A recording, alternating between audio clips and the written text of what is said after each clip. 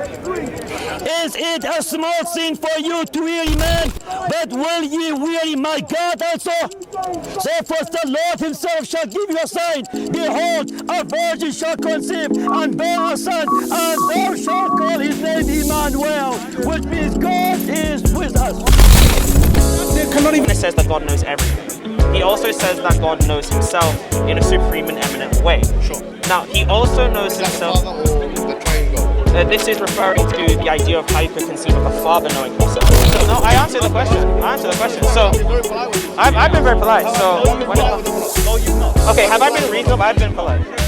Right. So, I've been polite. So, when it comes to, I have been reasonable, and the reason is because what you've done is you keep answering the questions. Yes. And I said yes. And Then I said. Then you started talking over. Then I no. What you did that same you.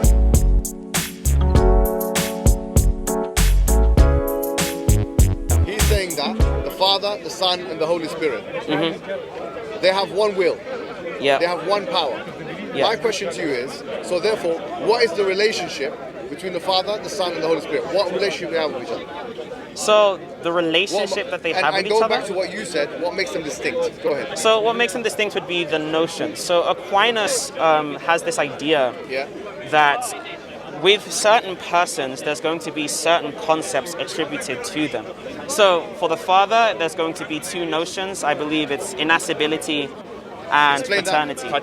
So What's innascibility is going to be the idea that the Father does not proceed from any person in a logical sense. Okay. And then paternity is going to be the idea that the Father begets the Son.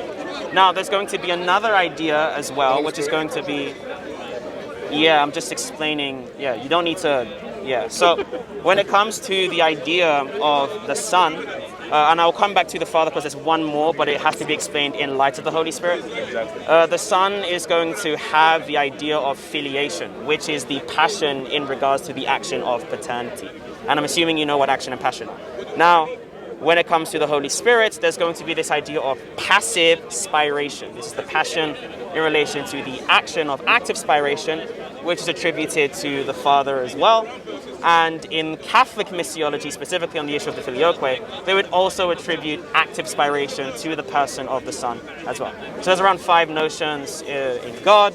And so these things are going to act as the distinguishing notions. So what makes the Father distinct from the Son? The fact that he has innascibility and paternity. I explained that before. Can you explain it again, please? So innascibility is the idea that the Father does not proceed from any other person. Okay. So paternity is just going to be the fact that the Father begets the Son. The Father does not proceed from any other person. Yeah. Yet the Son does. The Son proceeds from the Father, yeah. From the Father. How? How? Yeah, how does that happen? Intelligible operations. Oh, yeah. So the idea, is this the thing? Oh, okay. Yeah. So Aquinas, again, assuming you haven't read it, Aquinas says in question... Hello. Aquinas says in question 28, and I think we went over this last time we had dinner. Aquinas says in question 28 that on the part of God, you could think of... part of God, you could think of the procession of the Son as some sort of intelligible operation. So the idea... Yeah, so the procession of, I believe it's the procession of the intellect itself in the knower. So the idea... Yeah, so he pulls from Augustine, who uses the idea of knowledge. In the person of the Father knowing everything, you would agree that the person of the Father knows everything? I'm asking if you agree. I don't believe in the person of the Father. So we can just use the principle, the principle of God, right? Principle of God as existence. Would he know everything? Yeah. Okay. Would he also know himself? Can we just stick to? I'm actually. I understand. Yeah. And the way that. And I am. Actually, this is the relation. What is the relation? The relation of the Father begetting the Son. Intelligible operation. Can you explain that to me? I was. And I was doing that the way Aquinas did, by starting with the person of God, qua Father. Now, since you rejected that, I just substituted the word Father for Allah so it can make sense to you. No, but we don't believe in that. So when God says, for example, that God knows, so when Aquinas says that God knows everything, he also says that God knows himself in a supreme and eminent way. Sure. Now, he also knows himself... Is that the Father or the triune God? This is referring to the idea of how you could conceive of the Father knowing himself. So he says that the Father, since in knowing himself, knows everything about himself, including his property of existence and essence as being identical. Including his property of existence and essence as being identical, he would also say that this knowledge of himself, this self-knowledge, would also really exist. Now, this is going to be constitutive of a second reality, and this is what we would describe as the Son. So the intellectual emanation is in this sense. This is the analogy that Aquinas tries to suppose, and it comes from Augustine and I believe Boethius as well. Okay, Boethius, so, okay, beautiful. So, intellectual emanation. It's only just going to be like analogous to the way that this thing can be done. So. Can you explain through analogy how intellectual emanation will work? How intellectual emanation will work? So it's just going to be on the part of the mind itself. So the mind itself is going to conceive of itself as doing the thing. And then by reason of doing that, there's going to be some sort of possession. When you say intellectual emanation, is there something happening from the Father which is distinct and then leading to the Son? No. So for Aquinas, he would say that this is atemporal and infinitely present. So he just believes that infinitely present. So this is actually something that Ibn... Sorry, say that again. Infinitely present. We were both saying at the same time. Infinitely present. So the idea, right, is just, and this is from like classical, it's just classical understandings of metaphysics, both in the Islamic tradition as well as the Christian tradition, as you know. The idea is going to be that since God is going to be outside of time, these operations, these ad intra, meaning within, these ad intra operations of God are going... So these ad intra operations on the part of God, right? There was not going to be a time in which the process began, and it should not be seen as a sort of process in any sense. There was no temporal succession of events. It's just simply for him is going to be the case, which is just like the idea of it is the case that God exists, rather than there's a point in time when God started to exist or that God continues to exist. From my understanding, and both of you have said this before, please correct me if I'm wrong. Yeah. Aquinas believes in divine simplicity, right? Yes, he does. Yes. Okay, sure. Now, is the Father ontologically separate from the Son? No. Okay, fine. So and by ontology, what do you mean? So the Father and the Son are the same? I just wanted to ask you, by ontology, what do you mean? Before you do the thing... No, hold on. Is the Father ontologically separate from the Son? What does that mean? Because I have an idea of ontology, right? Are they separate entities? Are they separate entities? Yes. If by entity you just mean existences, then no, they're not separate existences. No, they're not separate existences. So for Aquinas, the existence of the Father and the Son are going to be the same. However, the hypostasis, which is the underlying reality of the Father, the underlying reality of the Son is going to be different. Would it be fair to say that the Father and the Son and the Holy Spirit are just names for the same thing? They're not names for the same thing, no. They are names that are going to pick out specific underlying.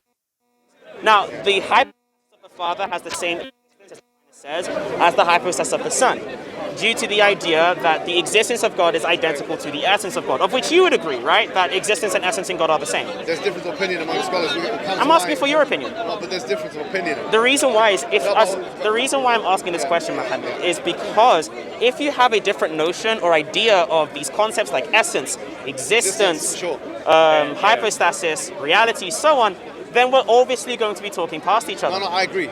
Right, and because you agree, right now, could you please adopt a view that is either that you agree with the idea that I can remain agnostic to that point. Why would you be agnostic to whether God has existence and essence? You've asked me the question about whether there's a distinction between essence and existence. Yeah. My response to that is, I've looked at different traditions about that, and I'm still making my mind. You don't know? No, I haven't made up my mind on that. So you don't know? Yeah, I don't know. Yeah, and that's okay, sure. right? So I'm coming back to you now, and I'm asking you a question, which is that, is the Father a separate thing to the Son? Is the Father a separate thing? Yeah. No. And the reason why is because in Aquinas' scholastic theology, there are definitions of distinction. Now, so that I don't become pedantic, right? No, good. You understand what a real distinction is, correct? Explain to me what you think it is, because not what I think. Look. Hold on. This is very important. Let me tell you why. The reason why this is important is because Aquinas uses terms that are not used in the same context in the same way by other thinkers. So I need to always ask you what you mean by it. I think a real. Wait, when does Aquinas use different words in different contexts? He does. Could you give an example? No, I don't want to. That's like saying, trust me, bro. I need you to give an example. Yeah, so sure. For example, the essence and existence distinction. When does he give a different definition of the essence existence distinction? Let me explain. So, for example, in the Islamic tradition, where you have like Avicenna or Ibn Rushd or Averroes in yeah. They have a complete understanding of that. Ibn Taymiyyah has a complete understanding of that. So Aquinas, what you said does not have a different understanding of the idea. Yeah. So this is very important. So no, it does not. Yeah, in Islamic philosophy, like the Aristotelian category of like existence is pretty much the same from. You're just saying shit, bro. Yeah, I mean, look. Here's the thing. I'm sensing an extreme disrespect from people. I don't see why. You're sensing But it's okay. It's okay. Oh, it's fine. I'm so sorry. Do you mind holding this bag, please? Thank you. Don't worry. There's no like guns inside or anything. Try not to. Brother. Just 1 second. Because my phone's gonna die. Oh, there you go. Because let me explain. Divine simplicity is the idea That God isn't composite. God is not composed of anything in terms of parts or attributes even, which have a separate ontological distinction from other attributes. No, not really. No, it does mean that's not what divine simplicity means. That's wrong. Let me explain. I will correct you afterwards. Hold Yeah. on. You don't need to correct me. No, because you're wrong. So, for example, You're actually wrong on this point. So Like this is the first time I'm saying that you're wrong. Like you are wrong I know here. you say that. You can say what you like. I know because it's true. You are wrong. Do people that believe in divine simplicity Yeah. believe that God has actual power? Has actual power. Yeah, actual power as an ontological entity separate from the essence. No, they don't believe that he has power. Distinctions are Yes or no? separations. Yeah, which is the issue. Yeah. So. That's the issue. So divine simplicists don't believe that God has a separate attribute known as power, known as actual power. And actual power isn't even a term. So there are two ideas of power. I'm going to explain. There are two. Does God have actual power or not? Again, I'm going to explain. Yeah. So the idea among the divine simplists, right, is that there are two types of power. So active, not actual, active power and impassive power. In Latin, it's going to be like active potentia and then passive potentia. Now, for Aquinas, God has active potentia in the highest degree. However, you were wrong when you said that divine simplists believe that the attributes have to be separate things. No. No. Let me ask you a question. They don't believe Let me that. ask you a question. Their problem of... I'm going to just finish. Look, Brother, I have to finish. Look, let it be a dialogue. Let it be a dialogue. I know, and it's my part of the dialogue right now. go ahead. Thank you. So, when it comes to Aquinas believes that the problem is going to be in composition. Those two things don't have to be separate. For example, the distinction between a body and a soul. A body and a soul aren't separate, right? Even in heaven, yet they are still composite. Okay? And the reason that they're composite is because they are something about the subject, and I've told you this before, there's something about the subject that is not the whole of the subject. Now, my question to you would be, in this dialogue, would be if you agree with that. Please, brother. Oh, my back, please. What is the knowledge of God? What is knowledge? Knowledge? Knowledge for us is just going to be the possession of a form without becoming that form. No, not for us. What does the word knowledge mean? What does knowledge mean? Yeah, what is the distinction between knowledge and power? Explain it to me. So again, you're being vague with your question because I explained what the term knowledge meant and then you said, what does it mean again? And then I just explained it again. Okay, brother, this is a simple question, of all due respect. Knowledge, not really. It is, because... No, otherwise everyone would have the same definition. Well, they pretty much do actually on this. No, they don't. No, they don't. Well, they have a very similar definition on knowledge, yes they do. No, they don't. Yes, well... You have modern analyticists that have like justified through belief, but then there's like If I Gettier say- cases. Wrong, okay, I'm very wrong. No problem. When I say this person has power, is it different to saying that he has knowledge? Is it different or the same thing? Well, on the part of him, yes. So... Oh, in part of him, yes. Okay. On the part of him. So with him, for example, if I say he has power, I'd expect, or strength, something like that, I'm talking about his ability to move things, to operate his will, right? When I'm talking about knowledge, I'm talking about how much he has information in his mind, for example. Information in his mind. Information. Because again, for example, knowledge, the classical definition of it, which I've come across, which most people agree with, is idrak al-ma'lumat, which is the idea of knowing things which are informative. So knowing, so knowledge is knowing things that are informative. Sorry, I made a mistake. You did. So knowledge is having possession of informative facts. Okay? Having possession of informative facts. Yeah, information. So, like, information. and again, So, okay, you said this is the classical. things. I just want to clarify something. Hold on, 1 second, You said it's the classical definition, right? Hold on. Is that Aristotelian? Do you Is that accept- Avicenna? Do you accept there's a difference between knowledge and power, or not? Again, I can't answer that In question general. because I'm If still. I say this person has knowledge, The and he has reason power. I'll is that- explain is it why the I same can't thing or necessarily. different? Hold on. Okay, what I mean by The knowledge reason is I can't knowledge. answer the So- question so is listen, because brother, there still please. seems to be an He's issue. asking me a question now. He's asking me a question. He said, Yeah, what do I he mean just by- asked the question I asked. So what I want to say is he has knowledge. Say if you read, for example, he can take that information inside. So he has possession of information. If I say he has power or strength, it means he can move situations like bench press, this kind of thing. That's the difference between the two things. Would you agree? Is that a vernacular understanding of the difference between knowledge and power? Not exactly. That's more so like aspectival. So Whatever it is, would you accept this distinction here? In the case of this man. but it's not going to be on the part of what you No, mentioned. no. In the case of this man, is there a distinction between knowledge and power? Yes or no? We are moving away from the definitions. I'm asking a question. Is there Yeah, a because you're distinction? moving away from the Is definitions, there a which I wanted to ask you Is there on. a distinction? We're just driving a specific Is there a argument. distinction between knowledge and power? Yes, now I can get back to the point of discussion that I wanted to raise before. Is there a distinction between I knowledge referred to my answer before. I said yes. Now, Yes, again. okay, excellent. Hold on. I now get to respond. Now, in this, sorry, someone's. I haven't asked you a question yet.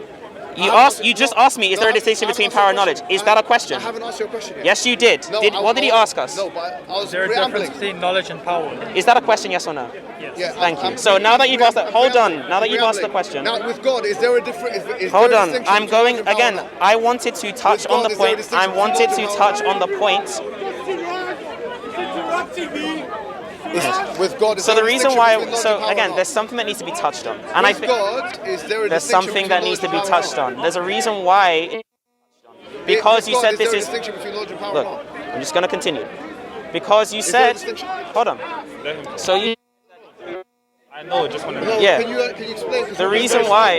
Is there a distinction God? Because is he there a wants to drive. distinction He just wants to between drive God a and script. power? He just wants to drive a script. So the issue that I have. Why are you running? As you can Oh, I'm see, asking a right, question. there's a question that needs to be, clarified, which is there a what does the distinction? Is there term a knowledge distinction? mean? Now again, No, is there a question? you is there a said distinction classically, between knowledge I'm just going to continue. So Is there a the distinction term or not? classically is going to be an Aristotelian notion. Now, and power? Which one?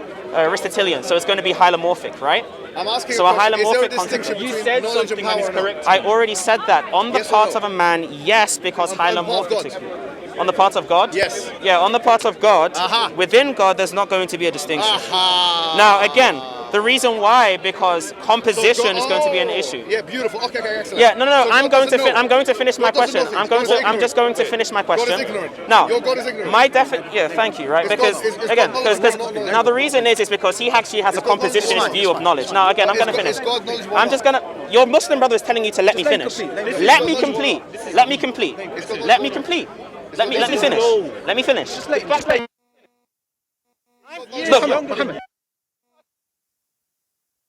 Finish. Is God powerful or not? Hold on. We can answer questions. It's fine. Is God powerful Now, or not? as I was explaining before, right, and I think everyone else wants to actually hear the answer that I have. Go ahead. The idea of power is going to be the ability to actualize potencies. This is the classical definition, not what you said. Okay. Now, the definition of knowledge is going to be the ability to possess a form without becoming the form itself.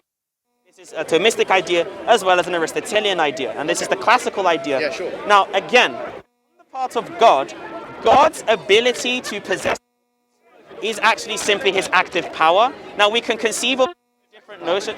His active power would be the ability to actualize potencies. Now, one of the potencies that is being actualized is his ability to be able to possess forms. Now, I'm saying that on the part of God, God eternally is able to possess these things. However, the distinction between God's possession of forms and our possession of forms is in us, we are able to possess some sort of, temporal contingent form, whereas You only provided the definition between knowledge and power, but what he asked, it was the is there a distinction between knowledge both, yeah. and power? Yes. And I'm explaining that the distinction is going to be on the part of the reasoning. Now, the reason why, and this is I something, don't understand. yeah. So Avicenna had a similar idea, but he wasn't necessarily analogous. There is no distinction on the. Let's Yeah, be clear. that- Let's Now, be clear. the Let's be reason, clear. the There distinction. is view on. There is none. Oh my gosh. Okay, look. There is. That's going to entail composition. Now, the argument that I asked him was whether there is going to be a distinction Why do you between keep manipulating us? power and knowledge, right? No, I said that on the part of God there isn't, but on the part of us there is. That's why you believe in what There you isn't, but on the part of us there is. Now, the reason is because if you define the terms, Okay, so why do you you can interpret see how God, as knowledge, would be able to do certain Okay, things. okay, I understand. But that's not necessarily an issue. The issue comes where you real attributes power, and knowledge. There's no distinction. There's no distinction. All right. What did I also say? So that's how we understand it. But you're saying on the path to God there is a distinct. Brother, What I also my said. brother, my Now, brother, what I my also brother, said my brother, was that on my the brother, part my of the brother, creature, my the brother, reason why there's going to be believes distinction that there's is a distinction because, Holy Spirit, well, the because full they don't believe constitutive definition in the- of knowledge of signify different things. Absolute Now, existence. that's not an issue. But that's incommensurate. The reason that we Exactly. How have, can you say that the God is reason that we divinely have simple, these things but at the same time is it's because, Trinity? Exactly. wait, How what? can you have divine simplicity and Trinity? Because Aquinas argues they that, don't even want to distinguish So, between because the Aquinas power of actually God argues and the that knowledge there of can God. be But real at the same time, relations you can have within a God. distinction between the Now, Father within and the God, Son. for Aquinas, agrees they that know he that gives, they're trying to he divide gives two. the We're gonna cut Now, you, for that's why you Aquinas, keep interrupting us. in Aquinas, you can have real relations within Knowledge God. and That's power not in an him issue. is really distinct And it's the to same God. thing Augustine said. He takes this from Aristotle. Yeah, but the confusion is that Thomas Aquinas Run subscribes to away, divine run away. That's not an issue. Okay. But So the idea of divine simplicity is going to be that. Impossible to speak to, but I'll speak to the people. So the reason that you don't want to speak to me No, I was is speaking because to you. no, you You weren't. weren't. No, you Do you weren't. want to give it one more What chance? you were doing is you One were more chance. repeating the question. So I'm going to ask you: do you believe God's existence is different from His essence? You said you don't know. The question that I want to ask you now is: does God have multiple attributes? Yes.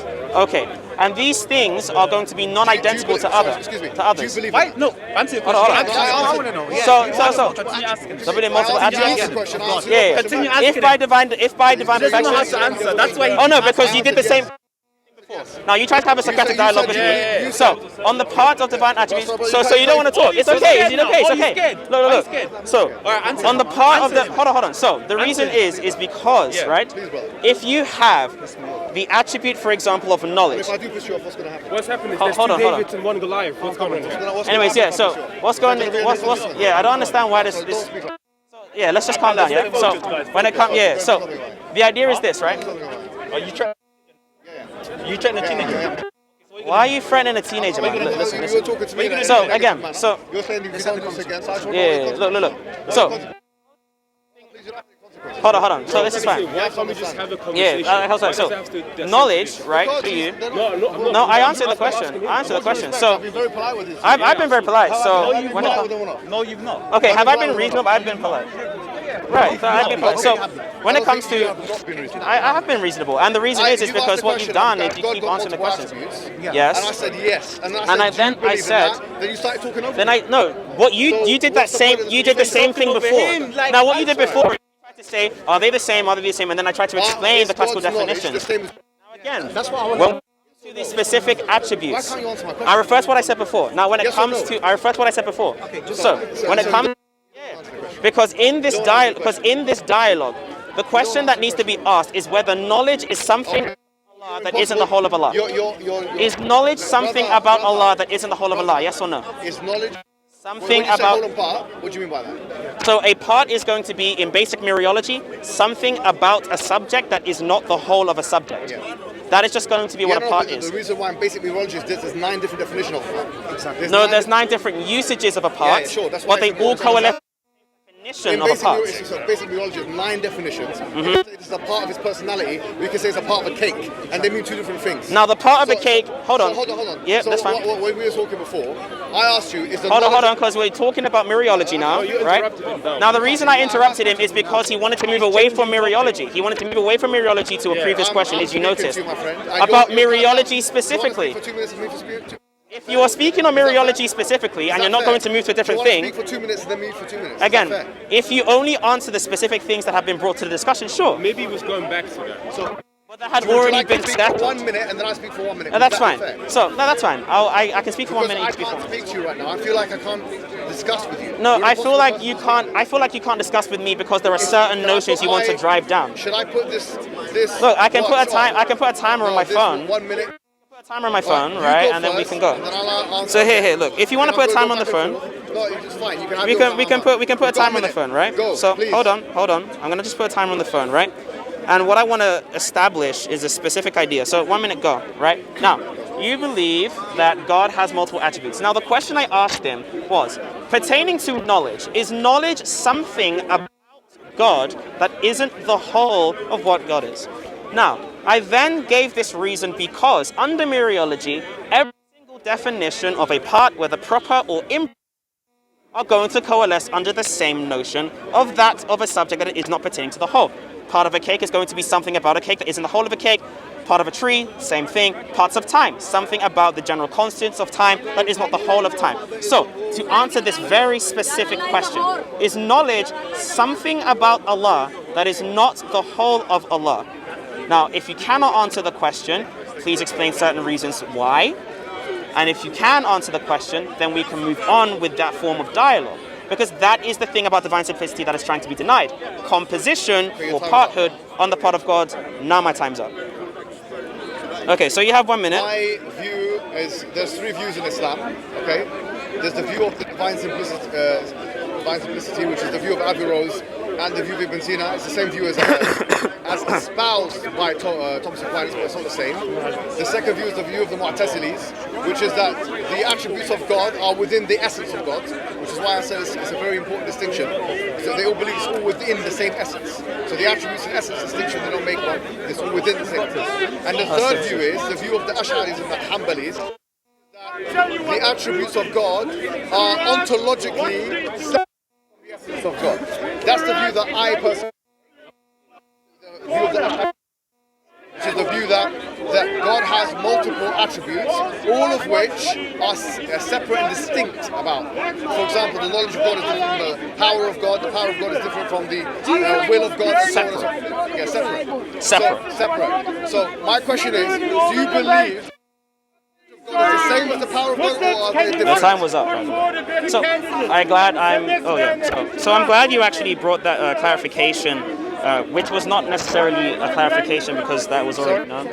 I'm glad you said that they were separate, because that would mean that God is going to be in a greater form of composition, right? The person of Allah, you would believe that Allah is going to be some sort of subject of reference, so a subject that you can refer to. I'll just pause my time because that was...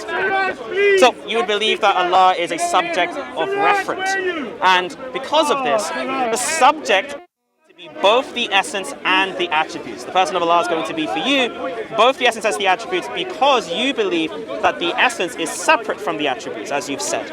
Now, because that is the case, it is still going to be part of the subject, Allah, the individual that holds, that formally constitutes. There's going to be a problem of composition. So, to answer your question fairly, as I have 5 seconds, if I run a bit over, on the part of God, I would, for the purpose of this conversation, I'm going to ascribe to a Western view. Yeah. All right, sure. Yeah. So I've just explained, I've answered your question very clearly. I said that yes, I believed in the essence that are different from the attributes of God. There's different separate, no problem. When I say the separate, I'm not talking about separability from a physical perspective that you can. No, I would never excuse that. That's my time. Sorry. I'll pause. I would never accept that. Yeah, go on. Yeah, I paused it when I was speaking. Yeah, because I don't want to, That's the view of, as I say, the Hanbalis and the Ash'aris and the Maturidites. The view that God has essence and He has attributes, and that the attributes are ontologically different from the essence of God. So that is my view, and I believe that the power is different from the knowledge of God. So we can distinguish, when we say that the knowledge of God, we're talking about His ability to know, or to perceive information. His power is His ability to do things. Now what I'm saying is, just as I am able to distinguish between godly power and godly knowledge, on your view of divine simplicity, is God have real power which is distinguishable, discernible from God's knowledge or not? That's all it is. So, whether they are discernible or not, that's actually going to be on the part of the reasoning. Now again, the reason why they are going to be distinguishable is, as Aquinas explains, there are divine perfections as instituted into creatures that allow us to, by way of analogy, apply them to God. We can still say that God has power if by power we mean the ability to actualize potencies. Sorry? Power we mean the... Sorry, I just have to pause there because you asked me a question. The ability to actualize potencies. I'll continue. So, because God has the ability to actualize potencies, we can ascribe that to God. And because God is able to possess forms, we can also ascribe it to God. However, the divine perfection of knowledge and power on the part of are going to be the same thing as his existence, as Aquinas explains. Now, bear in mind, your question was on whether we can know these different things. Now, my question to you, as I have 10 seconds left, is going to be, again, whether these things are going to be something about the subject Allah that are not the whole. Please answer that specific question if you can. From one sense, yes. To answer your question, from one sense, yes. It's something about the subject Allah, which is not about the whole of Allah. In one sense, yes. The answer is yes. Because when we talk about the power of God, in one sense, we're talking about something about Allah, which is not an exhaustive list of all the things about Allah. When we talk about the knowledge, so the answer is completely yes, yes. Now, the second thing I'm saying to you now is, we have a very clear idea. God has power, God has knowledge, God has will. Is it not the case that on your divine simplicity view of Thomas Aquinas, that in fact there is no difference, there's no real ontological difference between power and knowledge? That's why you can say, well, actually, the Son from one perspective, or the will of the Father is the will of the Son from one perspective, because all you're doing is you're playing games with divine simplicity. I'm trying to have the cake and eat it both, because in reality you said that God is his power is his ability to actualize potency. How can that be the case without compositional attribution? Go ahead. Jesus is God, not a Muslim. Appreciate it. Jesus is God, not a Muslim. Muhammad is not the prophet. Because you answered yes to that question, that would mean that you accept that God would have metaphysical parts. Now, because you accept that God has metaphysical parts, you accept metaphysical composition in God. So you're a compositionist by that view. Now, the second idea is that due to being a compositionist, your God would be metaphysically finite, because all things that are metaphysically composite would be metaphysically finite. Now, to answer the question of Aquinas and power and knowledge, as I've explained before, the distinction between real relations can still exist under Aquinas' Thomistic view. So Aquinas doesn't believe that there can't be any distinctions between the persons. He believes that the persons are really distinct. And the reason he believes they're really distinct is because in relation to the essence, the Father and the Son are going to be identical, but in relation to each other, which is what a real relation is, they can still be distinct. So, just to answer the question quickly before my time runs out. Yeah, no, I just have to. I'll give you some. Wow. So, just to explain